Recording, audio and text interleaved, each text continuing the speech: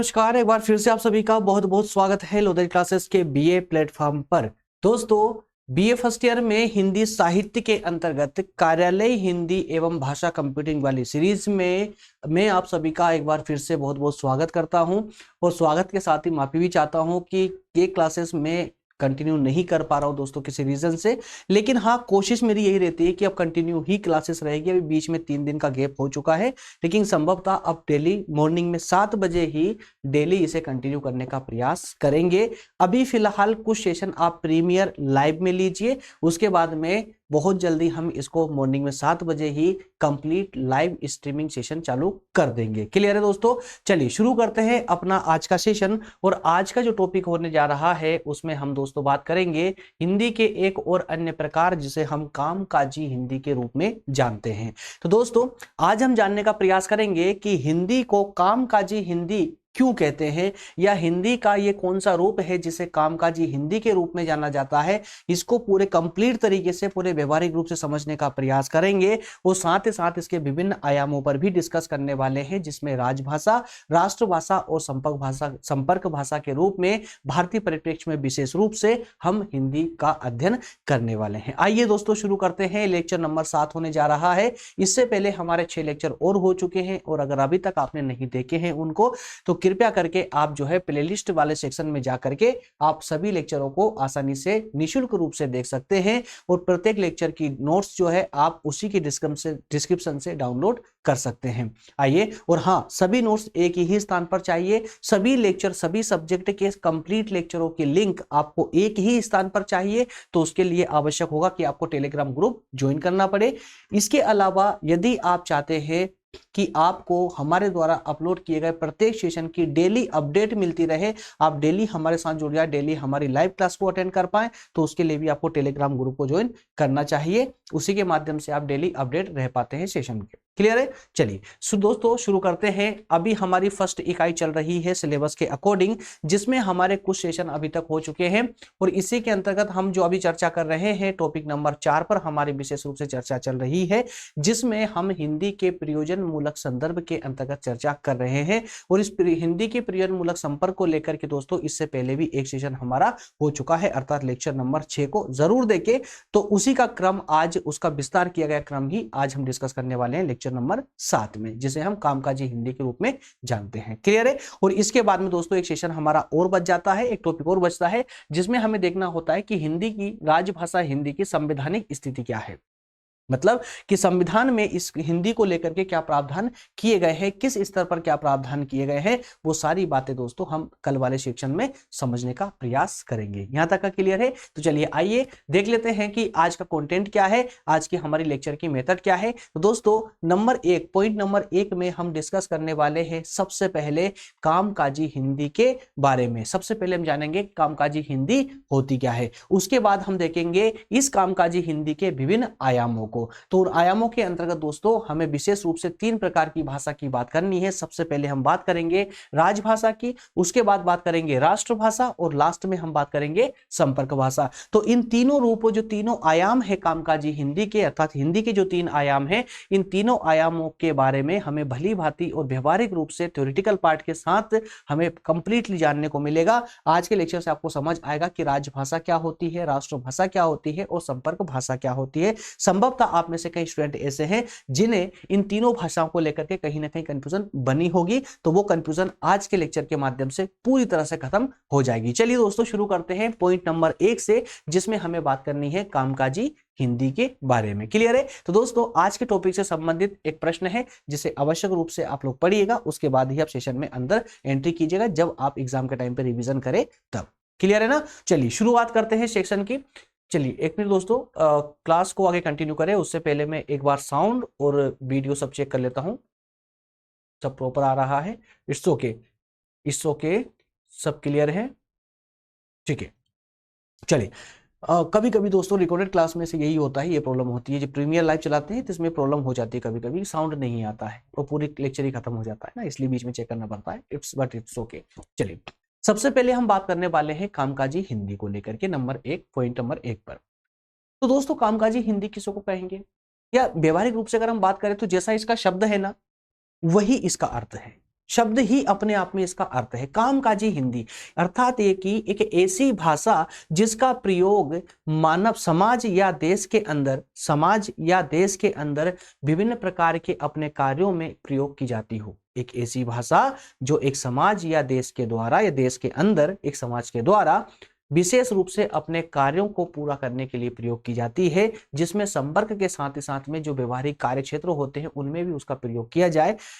अंतरराष्ट्रीय स्तर पर भी दोस्तों कहीं ना कहीं इसका प्रयोग होता हो, राष्ट्रीय स्तर पर कंप्लीटली इसका प्रयोग होना चाहिए, स्टेट स्तर पर मतलब राज्य स्तर पर हो, क्षेत्रीय स्तर पर हो। तो इस प्रकार से जहां पर जिस भाषा का प्रयोग एक राष्ट्र के अंदर प्रमुख रूप से किया जाता हो, अन्य भाषाओं में सबसे ज्यादा किया जाता हो और वो लोकप्रिय भी हो, ऐसी भाषा को ही हम कामकाजी भाषा के रूप में जानते हैं। तो ये पक्ष तो हो गया आपका व्यवहारिक रूप से समझने का, लेकिन अब हमें लिखना कैसे है, किन शब्दों का प्रयोग करते हुए एग्जाम में लिखना चाहिए, तो उसके लिए बेहतरीन कंटेंट की व्यवस्था भी है आप लोगों के लिए। जैसे देखिए स्टेप बाय स्टेप हम आगे बढ़ेंगे, ताकि जो इसमें ज्यादा समय देने की आपको आवश्यकता है ही नहीं। बहुत ईजी कंसेप्ट है, बहुत ईजी टॉपिक है, मैं इसी रूप में लेकर के आता हूं ताकि व्यवहारिक रूप से आपको फटाफट समझा भी दूं और साथ ही साथ में बहुत अच्छा कंटेंट भी आपको मिल जाए, ताकि आप एग्जाम में अच्छे से रिवीजन कर पाए। जब एग्जाम में अच्छे से रिवीजन कर पाएंगे तो आप सटीक कंटेंट वहां पर दे पाएंगे एग्जामिनर को, जिससे अच्छे नंबर आपको मिल पाएंगे। क्लियर है ना? चलिए तो बात करते हैं कामकाजी हिंदी की। तो दोस्तों ध्यान से सुनिएगा, खाली बस ज्यादा कुछ भी मेहनत करने की आवश्यकता नहीं है, एक्स्ट्रा दिमाग खपाने की और एक्स्ट्रा समय देने की जरूरत नहीं है, फटाफट इसको कवर करेंगे, अपने आप कंप्लीट करके देखिए। हिंदी एक व्यापक स्तर की भाषा होती है, हिंदी एक व्यापक स्तर की भाषा है।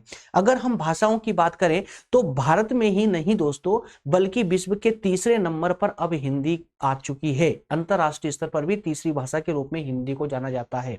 मतलब कि हिंदी ने अब अंतरराष्ट्रीय स्तर पर भी अपनी एक महत्वपूर्ण पहचान बनाई है, ठीक है ना। और इसीलिए कहा जा रहा है कि हिंदी एक व्यापक स्तर की भाषा है।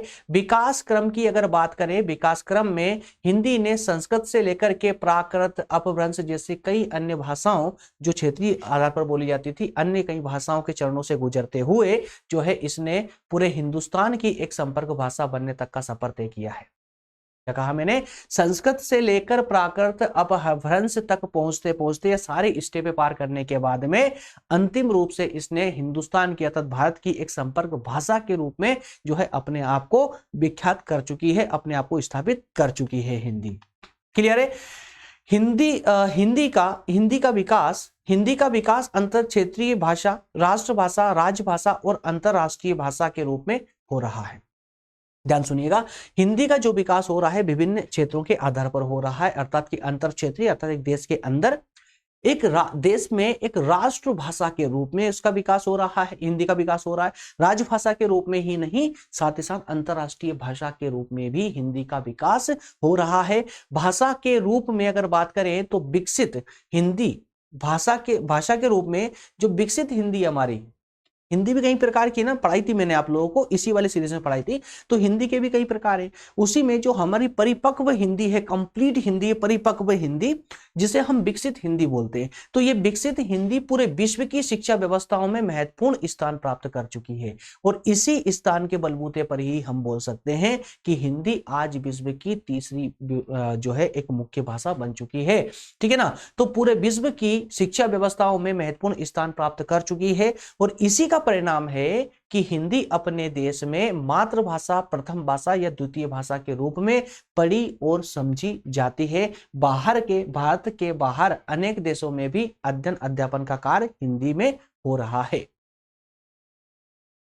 क्लियर है दोस्तों? तो यहां तक कोई कंफ्यूजन नहीं होना चाहिए, कोई भी नहीं दोस्तों, एकदम सिंपल कंटेंट के साथ में है, एकदम सिंपल डेटा है, क्योंकि हिंदी है यार, जहां पर सिंपल डेटा होता है वहां पर समझाने की आवश्यकता भी नहीं पड़ती जाता है ना। तो कहीं कहीं पर तो हमारा कभी उद्देश्य बन जाता है कि यार इसमें समझाने की आवश्यकता है क्या, क्या समझाएंगे इसमें, तो सिर्फ कंटेंट देने के लिए आपके सामने चले आते हैं। तो कामकाजी हिंदी को लेकर भी दोस्तों कुछ भी ऐसा नहीं है, 2-3 बार जब भी आप पीडीएफ का रिवीजन लगा, 2 से 3 बार अगर आपने रिवीजन लगा लिया, समझ लीजिए पूरा रटा जाएगा आपको, ये पूरा रटा जाएगा, ठीक है ना। तो हिंदी कहे तो हिंदी को जो है भारत के अंदर देश में मातृभाषा, प्रथम भाषा और द्वितीय भाषा के रूप में इसे समझा जा रहा है, पढ़ा जा रहा है, बोला जा रहा है। मातृभाषा तो चलो समझ आती है, लेकिन प्रथम भाषा द्वितीय भाषा का मतलब क्या हुआ? प्रथम भाषा मतलब ये जैसे जितने भी हिंदी भाषी राज्य हैं हमारे यहाँ पर भारत में, जितने भी 10 राज्यों में हिंदी जो है आज राज्य भाषा बन चुकी है, लेकिन कंप्लीटली 8 राज्य ऐसे हैं जहां पर कंप्लीट हिंदी बोली जाती है। तो ऐसे राज्यों में प्रथम भाषा जो होती है वो हिंदी ही होती है, द्वितीय भाषा के रूप में अंग्रेजी को अपनाया जाता है। लेकिन अगर हम दक्षिण भारत की बात करें दोस्तों, तो दक्षिण भारत में कहीं कहीं पर जहां पर हिंदी का प्रयोग नहीं होता है, वहां पर हिंदी को द्वितीय भाषा के रूप में प्रयोग किया जाता है और प्रथम भाषा के रूप में वहां की क्षेत्रीय भाषा हो जाती है। क्लियर है? तो इसी लेवल से, इसी आधार पर हम कह सकते हैं कि भारत ही नहीं बल्कि विश्व के अन्य देशों में भी हिंदी में अध्यापन और अध्ययन और अध्यापन का कार्य सुचारू रूप से चल रहा है। क्लियर?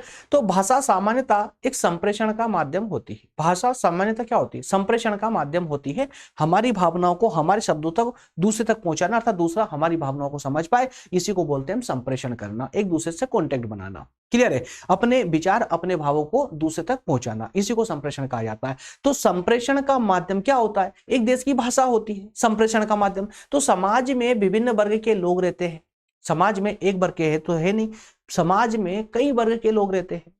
अब कई अलग अलग वर्गों के रहने के कारण उनकी भाषा का रूप भी अलग अलग हो जाता है ना? तो भाषा ही वह साधन होती है जिसके माध्यम से एक व्यक्ति अपने मनोभावों को दूसरे के समक्ष प्रकट कर सकता है। अतः हिंदी के इसी संप्रेषण के माध्यम को ही, हिंदी का जो संप्रेषण का माध्यम है हिंदी, इसी को कामकाजी हिंदी के नाम से जाना जाता है। तो कामकाजी हिंदी क्या है दोस्तों? कुछ नहीं, संप्रेषण का माध्यम ही कामकाजी हिंदी कहलाती है। आई होप कि मैं आपको क्लियरली बता पाया हूं, कोई डाउट आपको नहीं रहा होगा। और जो भी डाउट होगा ना दोस्तों, आप मुझे कमेंट सेक्शन में छोड़ सकते हैं, कोई प्रॉब्लम नहीं है ना। जो भी आपका डाउट हो, जो भी समस्या, आप कमेंट सेक्शन में लाइव चैटिंग भी कर सकते हैं। मैं बिल्कुल वॉच करूंगा, मैं hand to hand live reply करने का प्रयास करूंगा। हालांकि मॉर्निंग टाइम में समय बहुत कम मिल पाता है, क्योंकि वो हमारा समय थोड़ा फील्ड का होता है, तो उस समय हम फील्ड में निकल जाते हैं, इस कारण से समय नहीं मिल पाता मॉर्निंग का। लेकिन फिर भी मैं पूरा प्रयास करूंगा, कोशिश करूंगा कि आपके सेशन के साथ में मैं भी आपके साथ लाइव चैटिंग में बना रहूं। क्लियर है? तो लेकिन डाउट के लिए मैंने आपको इतने इस प्लेटफॉर्म छोड़ रखे हैं ना आप लोगों के लिए, टेलीग्राम है, व्हाट्सअप है, इसके साथ में आप लाइव चैटिंग नहीं तो आप कमेंट सेक्शन में भी पिन कर सकते हैं अपना मैसेज, अपनी समस्या। ठीक है ना? चलिए, इसके अगले पड़ाव की दोस्तों अगर हम बात करें तो हम बात करेंगे हिंदी, कामकाजी हिंदी के विभिन्न आयाम। और आयामों के अंतर्गत हमें इसके 3 विशेष आयामों को देखना है, जिसमें प्रथम रूप से आएगा राजभाषा, दूसरा रूप है राष्ट्रभाषा, तीसरा है संपर्क भाषा। इन तीनों को हमें समझना बहुत आवश्यक है। एग्जाम में कई बार क्वेश्चन, कई बार तो क्या हमेशा आता है, ये मान लीजिए इन राजभाषा, राष्ट्रभाषा और संपर्क भाषा से को लेकर के एग्जाम में एक ने क्वेश्चन 100% और हर ईयर पर ईयर आपको देखने को मिलता ही मिलता है। इसलिए इनको समझना आपके लिए बहुत जरूरी है। और चूंकि अब आप बीए के स्टूडेंट हो, भाई ग्रेजुएशन कर रहे हो, किसी ने आपसे पूछ लिया कि यार ये राजभाषा क्या होती है, और किसी ने पूछ लिया कि राजभाषा और राष्ट्रभाषा में कोई एक अंतर बता दो, क्या बोलोगे आप? पता नहीं होगा तो। अच्छा, राजभाषा और संपर्क भाषा में क्या अंतर है, राष्ट्रभाषा संपर्क भाषा में क्या अंतर है, कंफ्यूज हो जाओगे, है ना? इसीलिए बहुत जरूरी है इनको सेपरेटली और व्यवहारिक रूप से समझना। क्लियर है? चलिए आइए तो इनको भी एक एक करके हम समझना प्रारंभ करते हैं। सबसे पहले हम लेंगे राजभाषा को। राजभाषा की दोस्तों अगर बात करें, व्यवहारिक रूप से मैं अगर बात करूं, राजभाषा उस भाषा को कहा जाता है जिस भाषा में राजकीय कार्य होते हो, अर्थात गवर्नमेंट के जितने भी कामकाज होते हैं, है ना, वो सब जिस भाषा में होते हो उसको हम राजभाषा का दर्जा दे देते हैं। जैसे कि भारत में अगर बात करें तो हिंदी को राजभाषा का दर्जा प्राप्त है ना, क्योंकि भारत में सभी सरकारी कामकाज जो होते हैं वो राजभाषा में ही किए जाते हैं। अलग अलग राज्यों में जहां हिंदी भाषी राज्य नहीं है, थोड़ा सा अगर कुछ को हम थोड़ा छोड़ दें, है ना, हालांकि एक दूसरी तीसरे नंबर की भाषा के रूप में वहां भी प्रयोग किया जाता है हिंदी का, लेकिन वास्तविक रूप स्थिति अगर हिंदी की हम देखेंगे तो कुछ और ही होगी। लेकिन जहां हमें समझना है कॉन्सेप्ट को, तो हम ये कह सकते हैं कि राजभाषा उस भाषा को कहते हैं जिस भाषा का प्रयोग वहां की सरकार अपने काम को करने में प्रयोग करती है। Is it clear? ठीक है ना? तो प्रत्येक देश को राजकीय कार्यों के लिए एक ऐसी भाषा की आवश्यकता होती है जो राष्ट्र के बड़े क्षेत्र में प्रचलन में हो, जो राष्ट्र के बड़े क्षेत्र में बोली जाती हो। ऐसी ही भाषा में राष्ट्र का राजकीय कार्य होता है। मतलब उस देश की जो प्रचलित भाषा होगी उसी भाषा में सरकार अपना कामकाज करेगी ताकि अधिकतम लोगों को वो भाषा समझ आ पाए, ठीक है ना। तो वह भाषा राजभाषा कहलाती है। सामान्यतः कई देशों में राष्ट्रभाषा ही राजभाषा होती है, जबकि भारत में ऐसा नहीं है। भारत में ऐसा नहीं है। होना चाहिए था लेकिन है नहीं, होना चाहिए था लेकिन है नहीं। और वो किसी कारण से नहीं है, राजनीतिक कारणों से नहीं है, राजनीतिक विवादों के कारण से नहीं है, या कहें कि राजनीतिक स्वार्थ सिद्धि के कारण नहीं। कुछ भी नाम दे दीजिए इसको, लेकिन नहीं है। वास्तविक स्थिति यही है, जबकि होना चाहिए था। चलिए आगे बात करते हैं। देवेंद्र नाथ शर्मा के शब्दों में इन्होंने एक अच्छी परिभाषा दी है, देवेंद्र साहब ने। इन्होंने कहा है कि सरकार के शासन, विधान, कार्यपालिका और न्यायपालिका जैसे क्षेत्रों में जिस भाषा का प्रयोग किया जाता है उसे राजभाषा कहते हैं। बहुत प्यारी परिभाषा है, एक ही बार में याद होने वाली परिभाषा है। सरकार के सभी अंगों में, तीनों अंगों की उन्होंने बोल दिया है कि सरकार के तीनों अंगों में जिस भाषा का प्रयोग होता हो उसे ही हम राजभाषा कहेंगे। सरकार के तीन अंग कौन से होते हैं दोस्तों? तो एक होता है आपकी विधायिका, एक कार्यपालिका, एक न्यायपालिका, ठीक है ना। तो विधान अर्थात विधायिका, कार्यपालिका और न्यायपालिका, जहां पर जहां जिस भाषा का इन क्षेत्रों में प्रयोग होता हो उसे हम राजभाषा का दर्जा देंगे। क्लियर है? आगे बात करें तो राजभाषा के रूप में किसी सरल, समृद्ध और व्यापक आधार वाली स्वदेशी भाषा को ही अपनाया जाता है। ध्यान दीजिएगा, क्या कहा जा रहा है यहां पर? एक ऐसी भाषा हो जो उसकी प्रकृति में सरल हो और अपनी प्रकृति में समृद्ध हो, है ना, उसमें विकास करने की क्षमता व्याप्त हो, निरंतर विकास करती रहे वो। तो सरल, समृद्ध और व्यापक आधार वाली भाषा होना चाहिए, है ना। और ऐसी भाषा, है ना, स्वदेशी होना चाहिए। कैसी? स्वदेशी होना चाहिए, मतलब विदेशी कोई भाषा नहीं होगी। राजभाषा कोई विदेशी भाषा नहीं हो सकती, परंतु कभी कभी परिस्थिति बस अपवाद के रूप में इस पर भी कोई विदेशी भाषा आरूढ़ हो जाती है। नियम तो क्या बोलता है कि राजभाषा और राष्ट्रभाषा के रूप में विदेशी भाषा नहीं होना चाहिए, लेकिन कभी कभी अपवाद के रूप में ये भी, अर्थात विदेशी भाषा भी कभी कभी राजभाषा बन जाती है, जैसे कि भारत में। भारत की राजभाषा दोस्तों, भारत की राजभाषा हिंदी भी है और अंग्रेजी भी है। ध्यान दीजिएगा, हिंदी भी है, अंग्रेजी भी है। क्यों? क्योंकि जितना काम हिंदी में किया जाता है ना, पहले उसी काम को अंग्रेजी में किया जाता है, फिर उसका ट्रांसलेट किया जाता है हिंदी में। जबकि क्या इंग्लिश हमारी भाषा है? नहीं, वो इंग्लैंड की भाषा थी भाई। उसको लेकिन मजबूरी बस, है ना, अब मजबूरी बस, परिस्थिति ऐसी थी कि उसे राजभाषा के रूप में अपनाना पड़ा। हालांकि संविधान निर्माताओं ने व्यवस्था करके गए थे कि कुछ सालों के बाद में इसको हटा दिया जाएगा, इसके स्थान पर पूरी तरह से जो हिंदी है वो व्याप्त हो जाएगी, लेकिन ऐसा आखिर हुआ नहीं। क्लियर है? तो भारत में अंग्रेजी भाषा, ठीक है ना, उदाहरण भी दिया गया है। आगे बात करते हैं तो भारत के संदर्भ में देखें तो सरकारी कामकाज की भाषा और आम बोलचाल की भाषा में हमेशा से अंतर रहा है। भारत में भाषा के मामले में दोस्तों बहुत बड़ा विवाद हमेशा से रहा है। सरकार ने अपनी स्वार्थ सिद्धि के को चलते कभी भी भाषा की ओर, अर्थात हिंदी के विस्तार पर ध्यान नहीं दिया है। अगर संभवतः ध्यान दिया होता तो संविधान निर्माताओं की जो मनोभाव थे वो पूरे हो गए होते, है ना, लेकिन ऐसा हुआ नहीं। तो भारत के मामले में सरकारी कामकाज की भाषा और आम बोलचाल की जो भाषा है वो दोनों अलग अलग रही है। मुगल काल की बात करें दोस्तों, मुगल काल की अगर बात करें तो राजकाज की भाषा उर्दू हुआ करती थी, है ना, और सामान्य बोलचाल में क्षेत्रीय भाषाओं का प्रयोग होता था। उसके बाद समय आगे बढ़ता है, आधुनिक काल आता है और अंग्रेजी शासनकाल लागू हो जाता है भारत में। तो इस समय भी दो भाषाएं जहां पर राजभाषा के रूप में प्रयोग हो रही थी, कौन कौन सी? अंग्रेजी और उर्दू प्रधान हिंदी, उर्दू प्रधान हिंदी, ठीक है ना। लेकिन दोनों ही कालों में संपर्क भाषा जो थी वो हिंदी रही है। Is it clear? चलिए आगे बात करते हैं। अब हम बात करेंगे कि संपर्क भाषा के साथ इन भाषाओं के शब्द भी प्रयोग में आते चले गए। संपर्क भाषा के साथ इन भाषाओं के प्रयोग भी, जो मतलब अन्य भाषाओं के प्रयोग भी साथ में आते चले गए और कुछ इस तरह से हमारे जनजीवन में घुल मिल गए कि अब इन्हें छोड़ना भी एक दुष्कर कार्य होगा। और व्यापक प्रयोग वाली संपर्क भाषा की अगर बात करें, व्यापक प्रयोग वाली संपर्क भाषा की बात करें तो हिंदी के इसी रूप को स्वतंत्र भारत की सरकार ने राजभाषा के रूप में अपना लिया और अपने इसी शब्द भंडार के साथ देवनागरी लिपि में हिंदी, लिखित हिंदी राजकीय प्रयोजन के लिए प्रयुक्त होने लगी। तो कुल मिला कहने का अर्थ ये, तात्पर्य ये है कि व्यापक प्रयोग वाली जो संपर्क भाषा होती है, उस व्यापक प्रयोग वाली संपर्क भाषा के रूप में स्वतंत्र भारत ने हिंदी को अपना लिया। एक राजभाषा के रूप में। लेकिन उसके साथ में एक भाषा को और रखा गया जिसे अंग्रेजी कहते हैं, ठीक है ना। तो अंग्रेजी और हिंदी दोनों को राजभाषा के रूप में अपनाया गया था। जबकि हिंदी की बात करें तो हिंदी के अपने जो शब्द भंडार है, इन देवनागरी लिपि में ही लिखित हिंदी राजकोषीय प्रयोजन के लिए प्रयुक्त ये होने आगे चल के होने लगी। क्लियर। तो इस प्रकार से दोस्तों राजभाषा वाला कॉन्सेप्ट क्लियर होता है। हालांकि राजभाषा वाला कॉन्सेप्ट छोटा सा नहीं है, बहुत बड़ा कॉन्सेप्ट है। लेकिन कंटेंट की अगर बात करें, एग्जाम में लिखने लायक कंटेंट की बात करें, तो ये 2 पेज का, ये जो 1-1.5 पेज का जो कंटेंट है, ये आप लोगों के लिए सफिशिएंट है। इतना कंटेंट भी अगर आप लोग व्यवहारिक रूप से समझ लेते हो ना, तो आपके अंदर ये एनालाइज होकर, ये क्रिया करके और इतना सारा कंटेंट बन जाएगा कि अगर आप 10 पेज भी भरना चाहेंगे ना, तो आसानी से आप 10 पेज भी लिख पाएंगे इस पर, ठीक है ना। चलिए अगले पड़ाव की ओर मूव करते हैं। अगला पड़ाव अर्थात कि अगला जो आयाम है कामकाजी हिंदी का, वह है राष्ट्रभाषा। क्या है दोस्तों? राष्ट्रभाषा।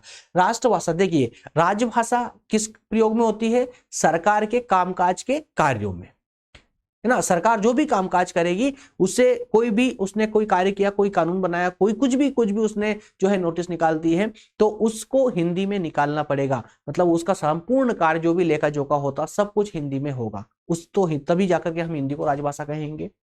अब हालांकि वो एक अलग परिस्थिति है कि भारत में राजभाषा के रूप में 2 भाषाओं को अपना के रखा हुआ है, हिंदी और अंग्रेजी को, ठीक है ना। वो एक अलग मैटर है। अब अगर राष्ट्रभाषा की बात करें तो राष्ट्रभाषा का दर्जा थोड़ा सा और ऊपर उठ जाता है। कैसे? देखिए, किसी भी देश की अपनी एक भाषा जो उस राष्ट्र के अधिकांश क्षेत्र में प्रयोग में आती है या बोलचाल में प्रयोग की जाती है, वह राष्ट्रभाषा कहलाती है। कुल मिलाकर के राष्ट्रभाषा का तात्पर्य सिंपल सा है कि उस देश के अधिकांश भाग में, अर्थात कि उस देश की अधिकांश जनता के द्वारा जिस भाषा का प्रयोग किया जाता है, उसे ही हम उस देश की राष्ट्रभाषा के रूप में जानते हैं। राष्ट्रभाषा लेकिन राष्ट्रभाषा की एक सबसे बड़ी विशेषता यह है कि राष्ट्रभाषा उसी देश की होती है, उसी देश की, मतलब स्वदेशी राष्ट्रभाषा, स्वदेशी भाषा ही राष्ट्रभाषा बन सकती है, विदेश से ली गई कोई भाषा नहीं। और इसी परिप्रेक्ष्य में भारत में भी अगर हम बात करेंगे तो भारत की भी राष्ट्रभाषा कौन सी है? हिंदी है। अंग्रेजी बिल्कुल भी नहीं, कोई अन्य भाषा नहीं, सिर्फ हिंदी को ही राष्ट्रभाषा के रूप में अपनाया गया है। चलिए आगे बात, लेकिन याद रहे अप्रत्यक्ष रूप से, प्रत्यक्ष रूप से नहीं, अप्रत्यक्ष रूप से हिंदी को ही राष्ट्रभाषा के रूप में अपनाया गया है। कैसे? अभी आगे बात करने वाले हैं। देखिए, राष्ट्रभाषा का संबंध राष्ट्र की परंपरा, संस्कृति और सभ्यता से होता है। राष्ट्रभाषा का सीधा संपर्क किससे होता है? उस राष्ट्र की परंपरा से या संस्कृति या सभ्यता से सीधा संपर्क होता है, सीधी जुड़ी रहती है वो। एक देश की राष्ट्रभाषा उस देश की आवश्यकता के रूप में पनपती है। किसी भी देश की जो राष्ट्रभाषा होती है, वो उस देश में जिस जिस प्रकार की आवश्यकता होती है, उस आवश्यकता के अनुसार धीरे धीरे विकसित होकर के पनपने लगती है। राष्ट्रभाषा समस्त राष्ट्र की वाणी के रूप में महत्ता प्राप्त करती है। मतलब समस्त राष्ट्र, अब समस्त राष्ट्र मतलब ये नहीं कि 100% पब्लिक, बल्कि कुछ, लेकिन मैक्सिमम पब्लिक, एक large part of the population of that country, है ना। लार्ज पार्ट, एक पॉपुलेशन का एक बड़ा हिस्सा जब किसी एक विशेष भाषा का प्रयोग करता है, तो उसे ही हम राष्ट्रभाषा के रूप में मान लेते हैं।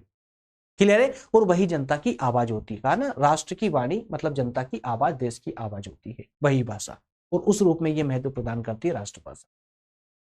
अब भारत जैसे कुछ देशों की बात कर ले जो बहुभाषी राष्ट्र है, तो बहुभाषी राष्ट्रों में मतलब जहां पर एक से ज्यादा भाषाएं बोली जाती हो, तो राष्ट्र में वहां की केंद्रीय भाषा किसको बोलेंगे दोस्तों? बहुजन की भाषा को।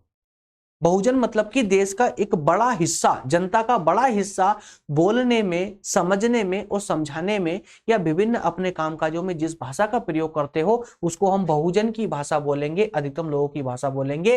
तो इसी को ही केंद्रीय भाषा बोला जाता है। तो कहा जा रहा है कि बहुभाषी राष्ट्र में वहां की केंद्रीय भाषा राष्ट्रभाषा के रूप में प्रतिष्ठित हो जाती है।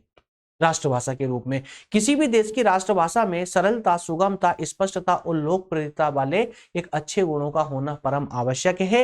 राष्ट्रीय चेतना, राष्ट्र गौरव और राष्ट्रीय एकता के रूप में उस भाषा का प्रतिष्ठित होना आवश्यक है। जिस भाषा को भी एक देश राष्ट्रभाषा के रूप में अपनाना चाहता है, उस भाषा में सरलता होनी ही बहुत आवश्यक है, बहुत ज्यादा आवश्यक है। तभी कहीं जाकर के वो भाषा आगे बढ़ पाएगी, आगे विकास कर पाएगी। जो लोग उस भाषा को नहीं बोल पाते, नहीं समझ पाते, अगर वो भाषा आसान होगी, सरल होगी, तो जल्दी ही लोगों के द्वारा उसे सीखा जा सकता है, जैसे कि हिंदी भाषा। और हिंदी भाषा वास्तविक रूप से सुगम, सरल होने के साथ साथ अत्यधिक लोकप्रिय भी है, क्योंकि इसको बहुत आसानी से किसी के भी द्वारा सीखा जा सकता है। और ऐसी भाषा जो राष्ट्रभाषा होती है किसी देश की, वो राष्ट्रीय चेतना की चेतना पर प्रतिष्ठित होती है, राष्ट्र के गौरव को बढ़ाती है, राष्ट्रीय एकता के लिए का प्रतिनिधित्व करती है, राष्ट्रीय एकता का प्रतिनिधित्व करती है। क्लियर है? आगे बात करें तो कह सकते हैं कि किसी भी राष्ट्र में अनेक भाषाएं और बोली और समझी जाती है, लेकिन उस राष्ट्र की भावनात्मक एकता के लिए किसी एक भाषा को संपूर्ण राष्ट्र के द्वारा सहज ही स्वीकार कर लिया जाता है। अब बहुभाषी राष्ट्र है, चूंकि देश बहुत बड़ा है, अलग अलग वर्गों के लोग निवास करते हैं, तो उनकी जो भाषाएं हैं वो भी तो अलग होती है ना, वो भी अलग अलग भाषाएं होती है। तो चूंकि जब अलग अलग भाषाएं होती है, लेकिन उसके बाद भी एक ऐसी भाषा जो राष्ट्र की भावना को उकेर सके, राष्ट्र की भावना को या राष्ट्र की जो एकता है उसे दिखा सके, उसको कायम रख सके, तो उस एकता के परिप्रेक्ष्य में कहा जा सकता है कि ऐसी भाषा जो बहुजन की भाषा है उसे सहज ही स्वीकार कर लिया जाता है समाज के द्वारा, और आगे चल करके उस भाषा को ही राष्ट्रभाषा का दर्जा प्राप्त हो जाता है।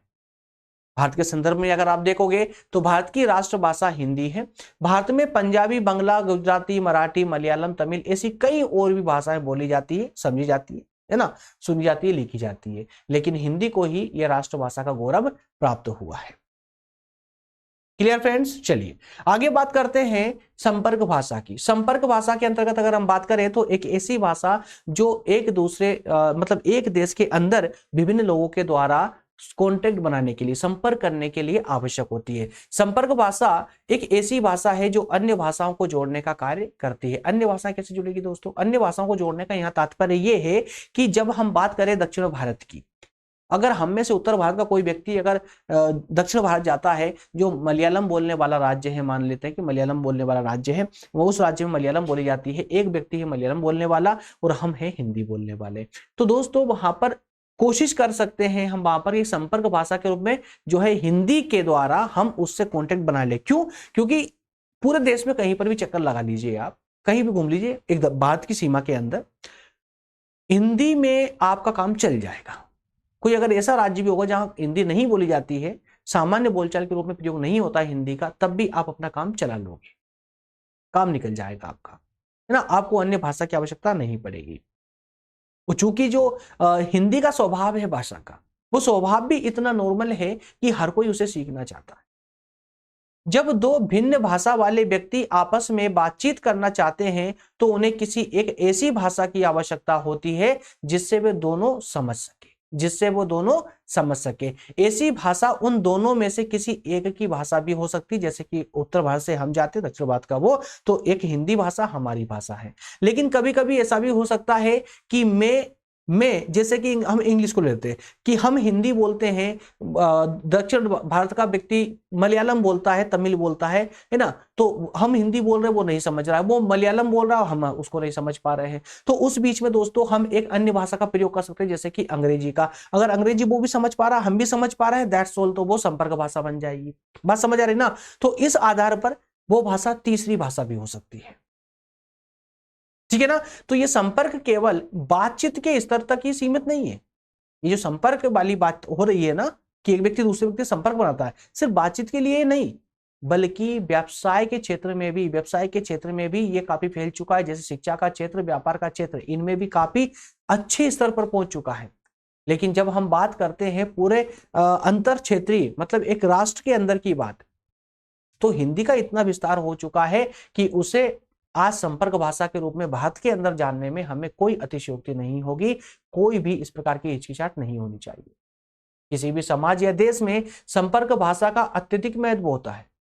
राष्ट्रीय भाषा, राष्ट्रीय स्तर पर विभिन्न भाषाओं को बोलने वाले लोगों के बीच संपर्क के लिए एक भाषा का होना बहुत जरूरी है, ये तो आप भी समझते हैं, क्योंकि उस एक राष्ट्र में कई भाषाएं बोली जाती है, जरूरी थोड़ी ना है कि भाषा बोली जाएगी। तो उसी आधार पर अगर हम कहें तो एक ऐसी भाषा का होना बहुत जरूरी है जिसके द्वारा जिसे संपर्क के रूप में प्रयोग किया जा सके। क्लियर है? तो इस प्रयोजन को सिद्ध करने के लिए, कौन से प्रयोजन को सिद्ध करने के लिए? संपर्क साधने के लिए अन्य लोगों से दूसरी या तीसरी भाषा के रूप में, प्रथम भाषा के रूप में, इस प्रयोजन को सिद्ध करने के लिए करने वाली भाषा ही संपर्क भाषा कहलाती है। भारत जैसे देश में अनेक भाषी लोग रहते हैं, लेकिन संपर्क के लिए एक भाषा का प्रयोग करते हैं और वह है हिंदी। ऐसे ही हम एग्जाम्पल एक जो है सोवियत संघ रूस का भी ले सकते हैं।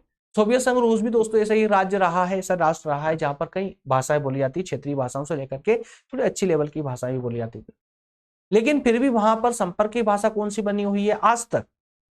रूसी भाषा, रूसी, तो वहां की संपर्क भाषा बनी हुई है ना। बिल्कुल कंडीशन भारत जैसी ही कंडीशन उसकी भी है। तो संपर्क भाषा की महत्वपूर्ण विशेषता उसकी बोलचाल की प्रयुक्ति एवं सरलता होती है। संपर्क में वही भाषा आएगी ना जो एकदम आसान होगी, जनता के लिए आसान होगी, वही संपर्क के रूप में आने वाली है। तो इसलिए भारत में इसका विकास है, हिंदी का विकास है। और चूंकि हिंदी में तो इतनी क्षमता है कि वो जब कभी डिफिकल्ट होने लगती है, कठिन होने लगती है ना, तो वो अन्य भाषाओं के शब्दों को ग्रहण करके वो अपने आप में आसान हो जाती है, सहज हो जाती है, जिसे हर कोई सहजता के साथ स्वीकार कर लेता है। ठीक है ना। तो जिसमें परिभाषिक, वैज्ञानिक और तकनीकी शब्दावली का प्रयोग अपेक्षाकृत बहुत कम होता है। जो व्यवहारिक हिंदी होती है, संपर्क हिंदी होती है, उसमें इस प्रकार के तथ्यों का प्रयोग नहीं होता जो उग जाते हैं, जैसे तकनीकी वैज्ञानिक तथ्यों का प्रयोग नहीं होता है। क्लियर है? तो संपर्क भाषा के रूप में भारत में हिंदी को निर्विवाद रूप से अपना लिया गया था। संविधान के अनुच्छेद 351 की अगर बात करें दोस्तों, तो इसमें अप्रत्यक्ष रूप से हिंदी को एक संपर्क भाषा के रूप में स्थापित कर दिया गया था पूरे हिंदुस्तान में।